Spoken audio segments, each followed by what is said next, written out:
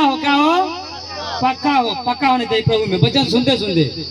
Hallelujah. एक मसीही जो है, एक जो है जो बूढ़े पुरुष हो उनके लिए बोला गया है, जो 50 साल से करीब हो गए हैं, ऊपर जा रहे हैं, जो 60 साल 70 साल, उनके अब फालतू पकड़ाने वाले नहीं, ये नहीं पकड़ाने वाला नहीं, हम मसीही हैं, हम पकड़ा नहीं सकते हैं, पगलों सुधार सकते हैं हम लोग।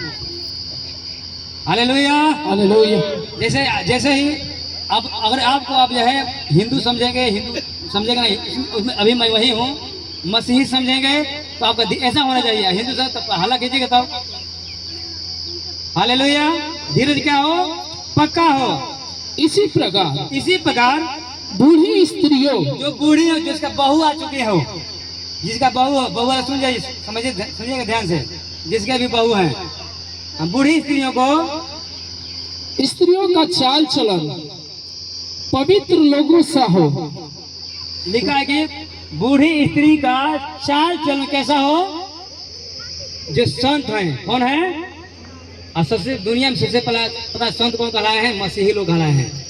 ये संत पौलुस, संत पतरस, संत थोमा, जितने भी संत लगा है, किसके नाम का आगे लगा है? मसीही भक्तों का आगे लगा, संत लगा है। हालेलुया। और एक जवान स्त्री जो वचन कलशे में जाते जाते वो बूढ़ी स्त्री कैसे हो जाएगी? संत के समान हो जाएगी, संत नहीं होगी, संत के जैसा हो जाएगी स्वभाव में उसका। हालेलुया।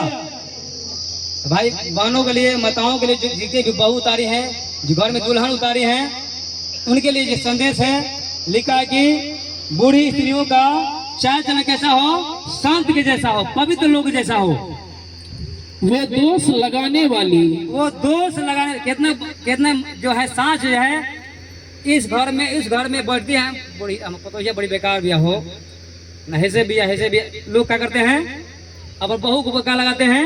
दोष लगाती हैं। आज नहीं, चला आ रहा है कई पीढ़ी से, वो उसका जो है सास दोष लगाएगी, वो भी सास इसको तोड़ना है। हम लोग दोष लगाने नहीं, दोष लगाना आत्मा कौन है? दुष्ट आत्मा होता है। लिखा है 12 अध्याय पढ़ेंगे प्रकाश में, दोष लगाने वाला शैतान कहाँ है? खड़ा है प्रभु सामने, दोष लगाता है। वो दोष लगाने वाला दुष्ट आत्मा है। भाई बहनों, लिखा है कि बूढ़ी स्त्री को जो है चाल चलन पवित्र लोगों के साथ हो, वे दोष लगाने वाली ना हो, और पियक्कड़ नहीं। बहुत सारे मैंने देखा है, सुना है कि स्त्रियां भी क्या करती है? गुल करती हैं, दारू पीती हैं, बीड़ी पीती हैं, क्या हुक्का मारते हैं। ये सब नहीं करना है मसीह लोगों को। आप पहचानिए, आप संत लोग हैं, प्रभु के बेटा बेटी हैं। और क्या लिखा है कि पियक्कड़ नहीं, पर अच्छी बातें सिखाने वाली हो, और अच्छी बातें सिखाने वाली हो। अगर सास गलती करेगी, 60 साल का होगा, सास गलती करेगी तो नहीं, जो दुल्हन आई है 20 साल की, वो कितना गलती करेगी? जब आपको निकाह सिखाने वाली है, अपने बहू को क्या करना है? कौन बातें सिखाना है? क्या लिखा है? पढ़ेंगे।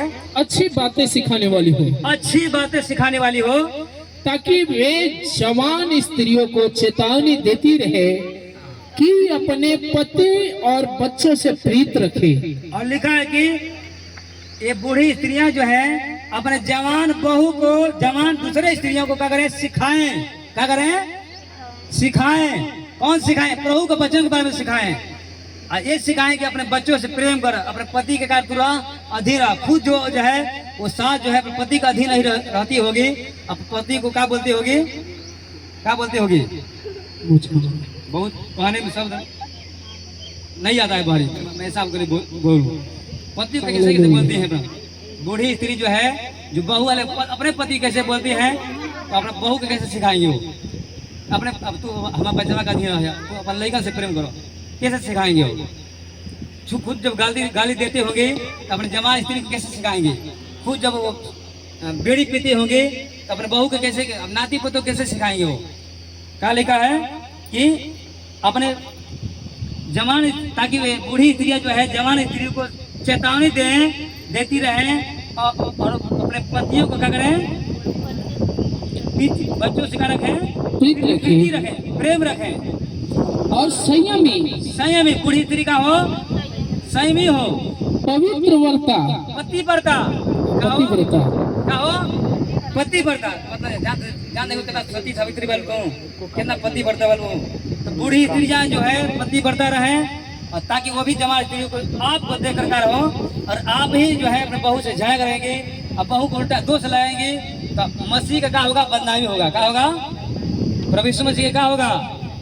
आप सोचेंगे मेरा हमारा सास बड़ी परेशान कर ले ताड़ना दे दिया तो हम खानदानी चढ़ाई हम खानदानी ताड़ना दे वाले।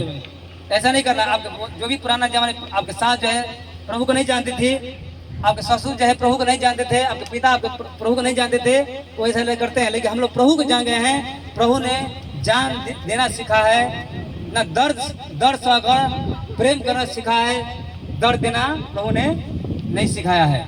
Hallelujah hallelujah. क्या लिखा है? अच्छी बातें सिखाने वाली हो हाँ। और संयमी पवित्रता घर का कारोबार करने वाली, हाँ। भले और अपने अपने पति के अधीन रहने वाली हो, हाँ। ताकि परमेश्वर के वचन की निंदा न होने पाए। जवान स्त्रियां भी अपने अपने पति के कारण हैं अधीन रहे, पति के बात माने ताकि परमेश्वर के वचन की निंदा। यहाँ आप ना कितना भी प्रभु के बारे में बताएंगे ना भाई बहनों, वहाँ लोग कितना भी बताएंगे यीशु मसीह बहुत बढ़िया बड़ी बढ़िया उपदेश बताल जला, बहुत बड़ा चंगाई मिलेला, बहुत बढ़िया बात सिखा जला। तो आपका जीवन को देख के बोलेंगे तू मैं जानती हूँ मैं तुम कितना सीख आई हो। आप जब लड़ाई झगड़ा करेंगे ना, जब पाप करेंगे तो आपको लोग देख कर जो है प्रभु का क्या करेंगे? निंदा करेंगे और प्रभु कभी आएंगे नहीं। हाँ, दूसरी गांव में जाएंगे तो आपके वचन सुनकर जो है आपके उपदेश सुनकर आ जाएंगे प्रभु। लेकिन आपके गांव अगल बगल लोगों को उद्धार कराना होगा तो आपका वचन ही सुनेंगे, आपका जीवन देखेंगे। आपका पड़ोस के लोग जो है आपका जीवन देखकर प्रभु पास आएंगे, ना कि आपका वचन सुनकर। हालेलुया। अपने मोहल्ला को बदलना पड़ेगा, अपने मोहल्ला को जो है बचाना है, भाई बहनों को अपने मोहल्ला को बचाना है, यीशु मसीह के पास लाना है। तो आपको 4 चरणों को क्या करना पड़ेगा? बदलना। आपको पवित्र बनना पड़ेगा, आपको जो है पाप को छोड़ना पड़ेगा, तब आपका परिवार जो है आपका घराना आपका जो है मोहल्ला बचेगा। बोलो आमीन। हम लोग भी प्रभु को नहीं जानते थे, हम समझते थे कि हम ही सब कुछ हैं ना। बहुत सारे लोग जो हैं प्रभु को नहीं जानते थे कि हम धनी हैं, हमारे पास सब कुछ है, दुनिया से हमका क्या मतलब है? हम अपने लिए जीते थे, हमारे पास धन दौलत है, हमारे पास कुछ भी घटी नहीं, हमसे दुनिया कोई मतलब। अपने लिए जीते थे, अपने लिए मरते थे, अपने लिए खाना खाते थे, 1 रुपया बाहरी नहीं करते थे, किसी को नहीं देते थे, भिकम्मा का 1 रुपया नहीं देते थे। लेकिन जब प्रभु को जान गए, यीशु मसीह ने सिखाया कि यीशु मसीह अपने लिए नहीं लीजिए, यीशु मसीह दूसरे के लिए जिए, यीशु मसीह दूसरे के लिए जान दिए। हालेलुया। और क्या लिखा है? ऐसे ही जवान पुरुषों को भी समझाया कर कि संयम हो। ऐसे भी जवान पुरुष को भी सिखाया कर, पौलुस बोल रहे हैं तीतुस को, जवान पुरुष को सिखाया कर वो क्या हो? संयमी हो। वो भी क्या हो? जो जुनून में उल्टा पुल्टा काम ना करे, पत्नी के साथ अच्छा व्यवहार करे, पत्नी के साथ अच्छा से रहे। क्योंकि जो है स्त्री का सिर कौन है? उसका पति है। और सिर ही गड़बड़ होगा तो पूरा शरीर का होगा? गड़बड़ होगा। और क्या लिखा है? सब बातों में अपने आप को भले कामों का नमूना बना। हाँ। तेरे उपदेश में सफाई, गंभीरता और ऐसी खराई पाई जाए कि कोई उसे बुरा न कह सके, जिसे विरोधी हम पर कोई दोष लगाने का अवसर न पाकर लज्जित हो। आपका शत्रु शैतान जो है, आपका पड़ोसी जो है आपके अंदर दोष खोजते हैं, कमी खोजते हैं, आपके अंदर कुछ भी कमी नहीं रहेगा तो क्या हो जाएगा? शर्मिंदा हो जाएगा। क्या हो जाएगा? वो लज्जित हो जाएगा। लेकिन आपके अंदर कमी रहेगा, आप ही के अंदर, मसीह के अंदर एक बूढ़ी स्त्री अगर पाप करेगी, लड़ाई झगड़ा करेगी, सास बहू में लड़ाई डेली झगड़ा होगा, कलशे में आएंगे, प्रार्थना करेंगे, फिर झगड़ा होगा। जवान बूढ़े पुरुष जो है उल्टा पुल्टा करेंगे, काम करेंगे, तो आपका शत्रु जो होगा क्या होगा? हंसेगा। क्या करेगा? हंसेगा। प्रभु का वचन का क्या होगा? उपदेश का निंदा होगा। हालेलुया। पवित्र आत्मा को दुखी मत कीजिएगा भाई बहनों। और क्या लिखा है? दासों को समझा कि अपने अपने स्वामी के अधीन रहे। यदि आप लोग किसी का नौकरी करते हैं, यदि आप जो है किसी का, आपका बेटा बेटी, आप लोग जो है आपके हो सकता है कोई अधिकारी के अधीन रहता हो, किसी का नौकरी करते हैं, गुरुवारी करते हैं, कोई जो है मालिक यहाँ जो है कुछ भी काम करते हैं, आपको पेमेंट मिलता है, सैलरी देता है, तो लिखा है कि जो आपका मालिक जो है, आपका जो स्वामी है, उसके आप विश्वास जोग रहिए। क्या रहिए?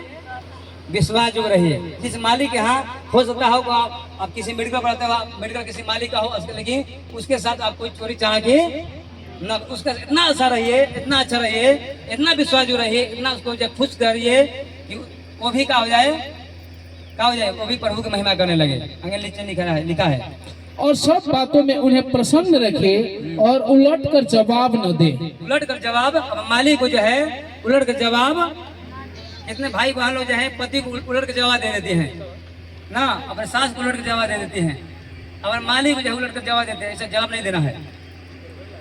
चोरी चालाकी न करे, और चोरी चालाकी न करे, पर सब प्रकार से पूरे विश्वासी निकले कि वे सब बातों में हमारे उद्धारकर्ता परमेश्वर के उपदेश की शोभा बढ़ाए। जो आपको उपदेश दिया जा रहा है, जो वचन दिया जा रहा है, उसका शोभा बढ़ाना है। क्या बढ़ाना है? न कि बेइज्जती करना है। प्रभु के वचन का उपदेश का बेइज्जती नहीं करना है, शोभा बढ़ाना है। बोलो आमीन, हालेलुया। ऐसा करेंगे तो पवित्र आत्मा आपको आशीष देंगे, बरकत देंगे। नहीं तो आप कितना ही रोएंगे, कितना ही वर्षिप कर लेंगे घंटा, लेकिन असली घर पर जाकर वही पुराना काम करेंगे, आप परमेश्वर आपको आशीष से आपके ऊपर हाथ रखने से कुछ फायदा होने वाला नहीं है। बोलो आमीन, हालेलुया, हालेलुया। आइए हम प्रार्थना करेंगे और मेरा विश्वास